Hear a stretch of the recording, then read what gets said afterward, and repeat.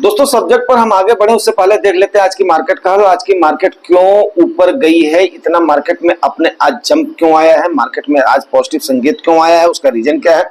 तो मैं एक बात बता दूं कि जो कि हमने आपको बहुत पहले उस चीज को क्लियर किया था कि भैया मेरे कि यस ऑल टाइम हाई को अगस्त से पहले आपकी मार्केट टच करेगी। अगस्त बीतते बीतते तो देखो ऑल टाइम हाई के आसपास पहुंच चुके हो।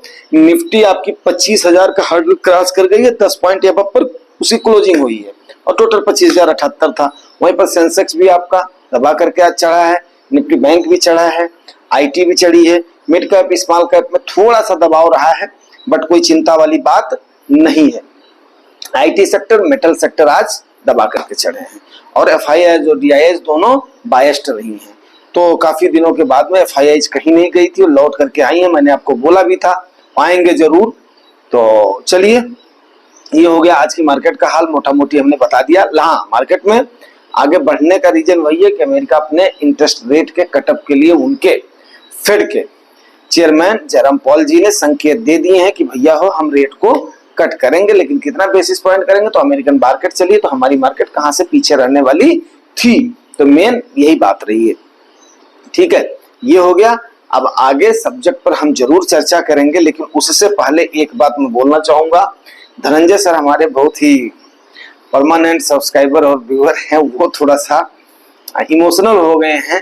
तो एक्चुअली क्या है कि धनंजय सर मैं आपको एक चीज क्लियर कर दूं कि भाई मैं आपको कोई भी मेरा इरादा आपको हर्ट करना नहीं था, लेकिन आप जानते हो यहाँ पर बात किसके पैसे की है। अंतोगत्वा जो बात मैंने आपके अंदर की समझ लिया था, भांप लिया था कि आप उस चीज को नहीं झेल पाएंगे, तो आपने अपने मुंह से खुद ही कह दिया कि मैं पोर्टफोलियो में नुकसान नहीं देख सकता। अब नुकसान नहीं देख सकते हो तो मार्केट में फिर ऊपर के लेवल पर बाई करने का मतलब ही नहीं होता है। दूसरी बात क्या है, रिटर्न को देख करके मार्केट में नहीं आया जाता है।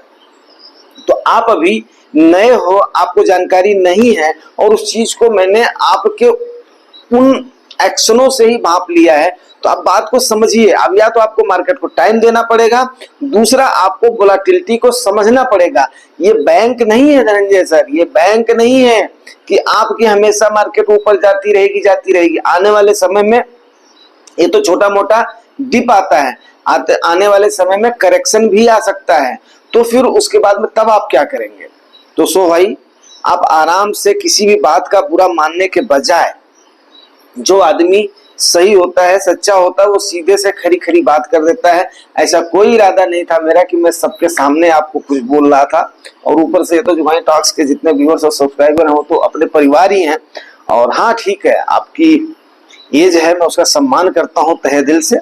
चलिए, तो उम्मीद करता हूँ आप उस बात को बुरा नहीं मानेंगे, क्योंकि उस समय हमें बोलना जरूरी था कि आप बिना सोचे समझे ऐसे निर्णय लेंगे तो पैसे का मामला है, मार्केट है और आपको पता ही है यहाँ पर कितने % लोग नुकसान करके चले जाते हैं जो बिना सोचे समझे काम कर देते हैं। फिर उसके बाद में आप क्या करोगे, वहां से बोल लो कि मैं रिडीम करके निकल जाऊं। रिडीम करके निकलोगे तो आपका एग्जिट लोड लगेगा, आपका एसटीसीजी लगेगा, आपका जो नुकसान हुआ है वो आपका जाएगा। तो फिर सोचिए आप। तो ये झटके में जब मेरे को बात समझ में आ गई, सो भाई मेरा इरादा नहीं था। घर में भी पिताजी को, बड़े भाई को भी कभी कभी होने से कोई बात की खुटपुट हो जाती है। तो ओके, आप हमारे आप बड़े भाई हैं। चलिए बात वहीं पर खत्म करते हैं, आ जाते हैं सब्जेक्ट पर। सब्जेक्ट पर मैं बात करना चाहूंगा। देखो ऑटो सेक्टर में आप देखिए, ऑटो सेक्टर का इस समय इंडियन ऑटो सेक्टर का खास करके बहुत बुरा हाल है। वो क्यों बुरा हाल है मैं आपको बताता हूँ। सबसे बड़ी बात क्या है कि कहीं ना कहीं परचेजिंग पावर हमारे यहाँ पर भी लोगों की कम हुई है, इसमें कोई भी संदेह नहीं है। अब उस परचेजिंग पावर के कम होने की वजह से आप देखिए इतने हैवी डिस्काउंट मिलने के बाद में भी लोग गाड़ियों को बहुत कम खरीद रहे हैं। तो उसका रीजन यही रहा है कि अब उससे क्या होता है कि अब मैं उसको अगर डिटेल में जाऊंगा ना, तो मैनेजमेंट का मैंने आपको बताया मेरा साइड है, तो अगर मैं डिटेल में जाऊंगा तो आपको बहुत बड़ा हो जाएगा। उसका सारा का सारा भुक्तभोगी कौन हो रहा है, आपका हो रहा है जो डीलर है। क्यों? क्योंकि पहले उनकी स्टॉकिंग 1 महीने की थी, बाद में उनकी स्टॉकिंग कर दी गई 3 महीने की। पहला रीजन तो ये हो गया है।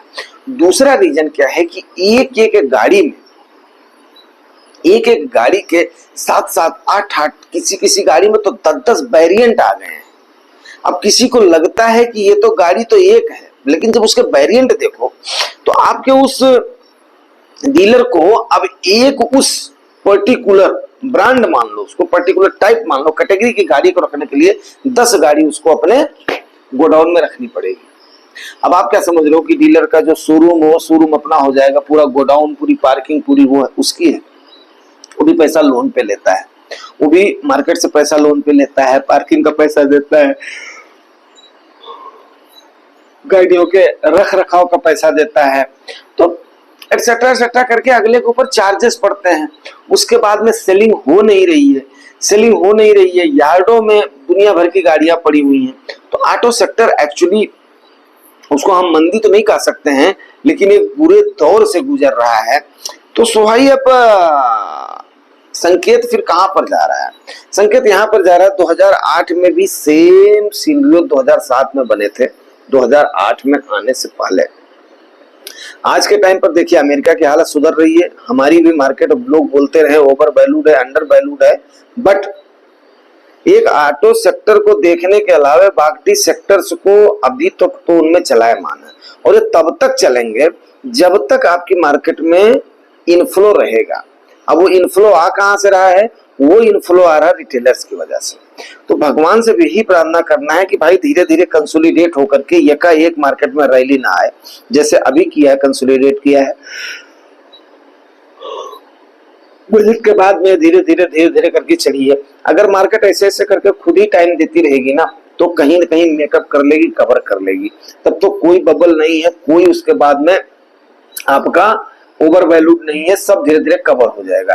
लेकिन अगर यही शूटअप करेगी बेतहासा, तो समझ लो मार्केट में बेतहासा पैसा आ रहा है।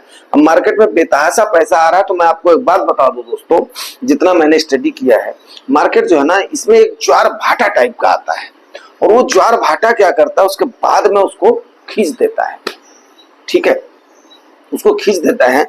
तो जो यहाँ पर ये जो चक्कर आ रहा है, इसकी वजह से ऑटो सेक्टर पर आप लोग स्टडी करना, फिर आपको क्लियर हो जाएगा। तो इस ज्वार भाटे में क्या होता है कि मनी अपने आप को बिल्कुल एकदम से शांत कर देती है, जो फैलाव है, उबाल है ना, वो बिल्कुल शांत कर देती है, मनी अपनी जगह बना लेती है। ये नेचुरल फिनोमेना है। तो अब वहां पर रिटेलर्स को सबसे बड़ी हमारी जो जिम्मेदारी बन जाती है, वहां पर रिटेलर्स को इस बात को बताना और उनको मानसिक रूप से तैयार करना कि भाई मेरे आने वाले समय में ऐसे सिनेरियोज आ सकते हैं। सो भाई आप उसके लिए एकदम से तैयार रहें।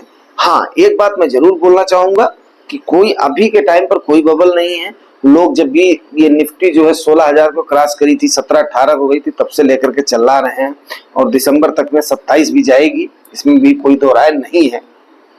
लेकिन सिनेरियो या बाजी कभी भी पलट सकती है, उसके अनुसार हमें मानसिक रूप से तैयार रहना है, उसके अनुसार हमें दिल से तैयार रहना। कभी भी आपका पैसा तभी बनेगा जब आप एक गिरावट को फेस करके जब अगले उसमें जाओगे ना, तब जाकर के वहां पर होगा। मैंने आपको बताया था, ये ऑसिलेशन के जैसे, पेंडुलम के जैसे मार्केट का ये मूव होता है, बोथ साइड से मूव होती है, और उसके बाद में उसको नीचे की तरफ आना ही आना है। लेकिन अभी हमने, जब हमारी मार्केट ऊपर के समय है, तो हमने एसआईपी के अलावा किसी भी दूसरे रूट से कोई भी इन्वेस्टमेंट नहीं करना है, चाहे 25,000 जाए, चाहे 27,000 जाए, नहीं करना है। जब डिप आएगा तब जाकर के उसके बाद में फिर हम अपना लमसम डालेंगे, नहीं तो तब तक हम उसको कहीं ना कहीं पकड़ करके रखेंगे। तो इसको मैंने सोचा था कि यस, इसको पक्का आपको बताता हूं। तो बाकी ठीक है, और परिवार में थोड़ा बहुत तो चलता ही रहता है भाई। और अगर मेरे को नहीं पसंद आएगा, आप लोगों का स्टेप्स ऐसा हो रहा है, मुझे समझ आ गई है, तो यस, हाँ, पर्टिकुलर मेरे को किसी को नहीं बोलना चाहिए।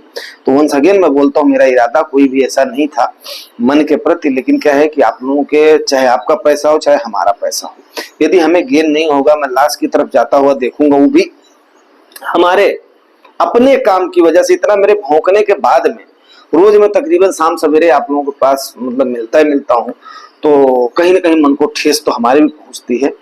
और यस, अब ये एज ए मतलब एजुकेशनल चैनल है, तो उसके बाद में फिर उसके लिहाज से अगर कुछ निकल गया है तो माइंड करने की, आई होप कि मतलब जो है वो नहीं है। एंड बस इसके साथ ही अपनी वाणी को विराम देता हूँ, और आज कोई भी रिक्वेस्ट नहीं करूंगा, क्योंकि धनंजय सर को लगा है, आप लोग खुद समझदार हैं। धनंजय सर, ऐसा कोई इरादा नहीं था भाई, please don't mind. Thank you.